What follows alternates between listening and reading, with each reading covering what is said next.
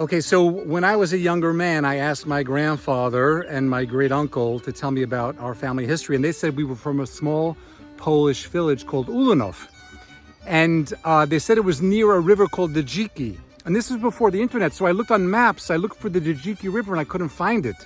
And they told me that our ancestors were actually worked in lumber. They chopped down trees and sold the lumber. They floated the lumber down the river to Germany and then swam back to Ulanov.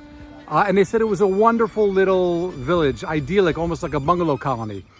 And I never could find it. And one day I met a man who was an old Jewish man, and he told me he was from Ulanov. I told him the story, and he said, look, the reason why you can't find the village or the river is because Dziki in Polish means the river. The river is actually called the Sun River, and it meets the Tarno River by Ulanov. He said also, while it was a beautiful place to live, it wasn't exactly a nice place to be, because the Gemara, the Talmud, states that whenever someone wants to get divorced, they have to give their wife a get, a certificate of divorce, by the mouth of three rivers. So all the people in Poland that wanted to get divorced would come to Ulanov and wait around for the rabbi to divorce them at the mouth of these two rivers. Yes, I'm at Ulanov, at the mouth where these three rivers come together. The man said, look, he said, yeah, I don't know what kind of fantasies you have, but Jews never touched an axe or a tree in their life. It was a Jewish business to hire the Poles to chop down the trees, and they would sell the wood to the Germans. Anyway, I'm here in Ulanov. It is a beautiful, idyllic little village.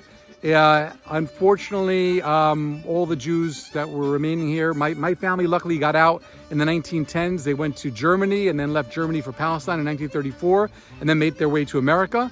But other relatives of theirs that stayed behind were my great uncle, my great grandmother and my great grandfather. When they left Ulanov and moved to Germany, they left behind relatives that were actually murdered here, massacred. Actually, on the morning of Simchat Torah, like October 7th in Israel, the morning of Simchat Torah, the Germans came in and began massacring exactly 1,500 people in Ulanov and buried them in three mass graves in the cemetery here. Anyway, this is Robbie Berman, your tour guide from Israel, who's giving you a little bit of a tour of a Polish village 2 hours east of Krakov called Ulanov, where my great-grandmother and great-grandfather were from. Chana Shpira and Hirsch Leibreich were from Ulanov. This is Robbie Berman reporting from Ulanov, Poland.